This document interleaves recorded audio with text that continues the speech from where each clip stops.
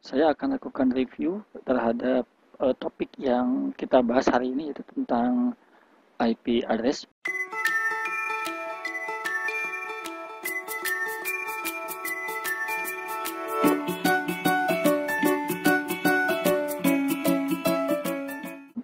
Seperti yang sudah diketahui teman-teman, kalau IP address itu adalah sebuah sistem ya. Jadi sistem pengalamatan yang sifatnya unik.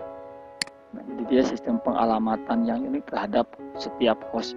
Kalau mendengar kata host, bayangkan aja sebuah laptop. Jadi alamat yang diberikan ke laptop itu sifatnya unik dengan diberikannya alamat IP atau IP address.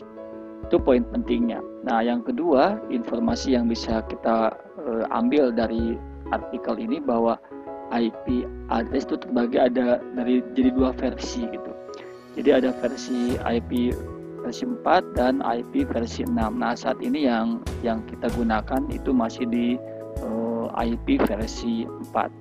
Nah, ini contoh dari pengalamatan IP ya. Jadi 172.16.254.1. Tentunya nanti kita akan bahas apa sih maksud dari angka-angka itu.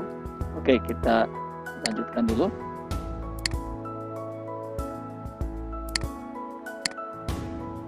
Nah, kemudian di sini yang bisa teman-teman lihat bahwa alamat IP itu jadi terbagi menjadi 8 oktet. Jadi ini adalah angka-angka oktet. Kenapa disebut oktet? Karena memang sebetulnya angka yang nampak ini adalah angka desimal, dan jika dibinarkan itu akan menjadi rangkaian angka biner yang dirangkai sebanyak 8 bit seperti ini. Nah, 8 bit inilah yang kita sebut dengan oktet. Atau kalau dipadankan, satu oktet atau 8 bit itu sama dengan 1 byte. Nah, jadi kalau kita lihat ini ada 4 angka dalam IP itu, maka disebut 4 oktet. Nah, itu istilah panggilan untuk IP address. Nah, bicara tentang bit biner, tentunya kita akan coba bahas kembali atau mengingatkan kembali tentang konsep bilangan biner. Nah, seperti ini. Jadi yang teman-teman lihat ini ada 8 bit atau sebut satu oktet. Nah, katakan ini bit ke-1, ke-2, ke-3 dan seterusnya hingga bit ke-8. Nah, kenapa bisa jadi angka desimal? Karena setiap bit ini dikalikan dengan bilangan 2 atau bilangan basisnya, seperti itu. Ini kan 2 pangkat 0, 2 pangkat 1, 2 pangkat 2. 2 pangkat 0 itu 1 kan. Jadi kalau 1 dikali 1 itu hasil desimalnya 2. Adapun yang ini 2 pangkat 1 itu sama dengan 2. Jika 2 dikali 1 maka hasilnya 2. Nah, ini pun berlaku pada bit berikutnya. 2 pangkat 2 itu 4, 4 kali 1 maka hasil desimalnya 4. Nah, jika sebuah bilangan biner bernilai 1 semua, yang banyaknya 8 bit seperti ini atau 1 oktet, kalau dijumlahkan maka akan mencapai nilai 255. Jadi artinya dalam sebuah IP itu dia maksimal itu akan menghasilkan angka sebanyak 255. Nah, seperti ini. Jadi nilai tiap oktet itu antara 0 sampai dengan 255. Itu nggak akan lebih. Oke, kita teruskan.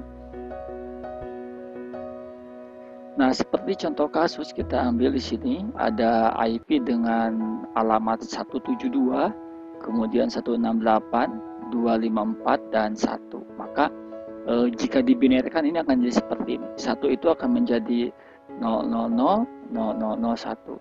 Sedangkan 254 nya akan menjadi 1111 1110.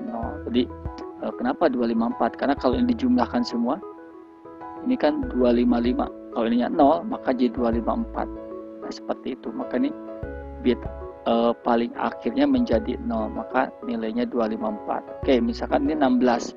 16 itu kan ini kalau dilihat ini bit ke-1, ke-2, ke-3, ke-4. Ke-4-nya 1, yang lainnya 0.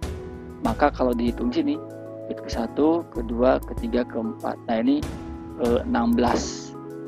Kan kalau ini 0 semua dikalikan berapapun ini akan jadi 000 ini akan jadi 000 kecuali ini 16. Jadi kalau dijumlahkan ini 0 tambah 0 tambah 0 tambah 16 tambah 0 tambah 0 tambah 0 tambah 0 ya akan jadi 16. Nah, maka desimal dari 11000010000 ini adalah 16. Nah, ini pun sama ya dengan 172.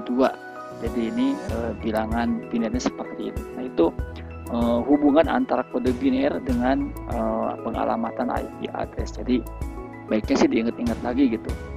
Oke, kita teruskan lagi. Nah, IP itu dibagi dua. Jadi ada IP public ya di sini, ada IP public.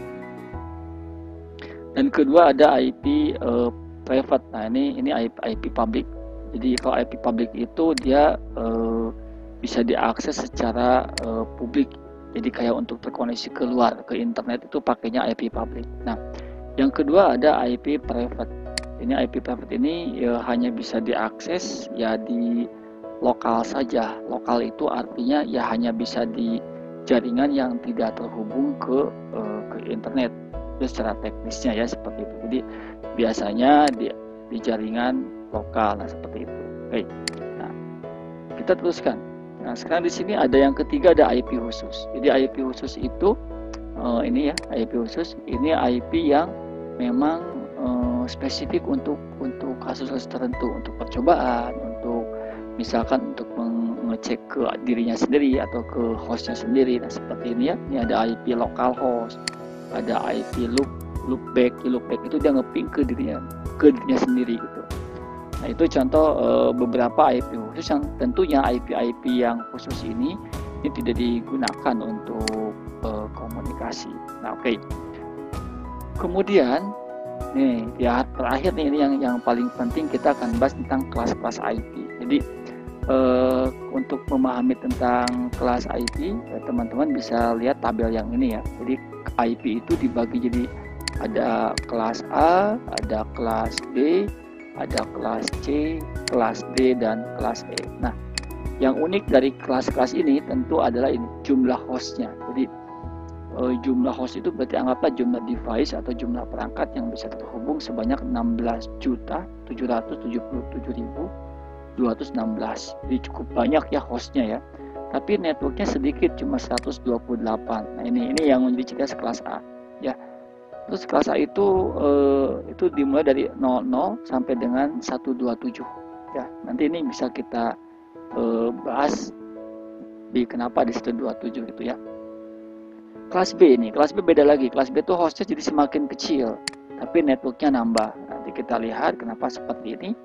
Kemudian kelas C semakin kecil lagi hostnya dan jumlah networknya semakin banyak. Artinya nanti teman-teman ketika akan mendesain sebuah komunikasi jaringan network itu perlu mengidentifikasi kebutuhan. Kalau butuhnya hostnya dikit ya jangan pakai kelas A dong. Ini kan terlalu banyak. Kalau dikit ya pakai kelas C aja nih, seperti ini. Ya itu pembelajaran kita kenapa kita perlu tahu tentang kelas-kelas IP. Baik, kita bahas kelas A. Jadi kelas A itu, nah ini seperti ini ya. Ini network ID-nya ada 8 bit. Jadi kelas A itu ini network ya sebanyak 8 bit gitu. Ini network titik. Nah, yang sisanya yang sebanyak 24 bit ini semuanya adalah host. Jadi ini host gitu ya. Ini host gitu. Jadi ada host sebanyak 8 bit. Saya gini aja singkatnya, ini host 8 bit.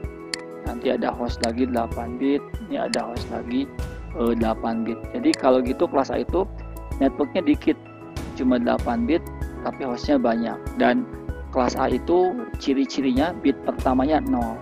Maka kalau kita lihat di tabel di atas, kelas A itu dimulai dari 0 nih, karena bit pertamanya 0. Nah, bit ininya 0, maka ini diawali dari 0 0 0 0 0 0 sampai dengan 127 ya. Nah, nanti kenapa sampai 127 kita lihat. Lihat kelas B nih. Kelas B itu networknya ada 16 bit.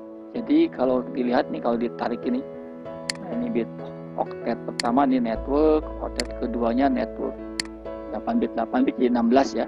Dan hostnya ini 8 bit juga, ini host, jadi seimbang. Nah, ciri khasnya di network kelas B itu bit pertamanya itu adalah 1.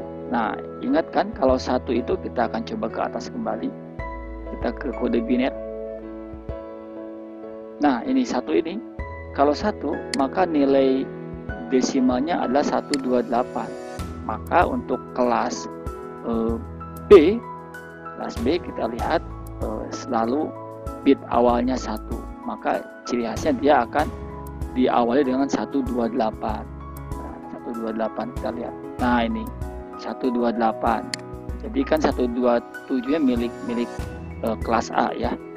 Oke, mudah-mudahan cukup paham. Baik, kita terusin kelas C nih. Kelas C, kita lihat identifikasi kelas C. Nah, kelas C beda dikit nih. Kelas C beda dikit dengan kelas B. Lihat, kalau kelas C justru networknya yang banyak. Jadi sebanyak 24. Jadi kalau di sini network 8 bit gitu ya. Kemudian di sini ada network lagi 8 bit. Ini ada network lagi 8 bit. Nah, sisanya tuh hostnya 8 bit. Jadi hostnya cuma 8 bit. Nah, ini hostnya 8 bit.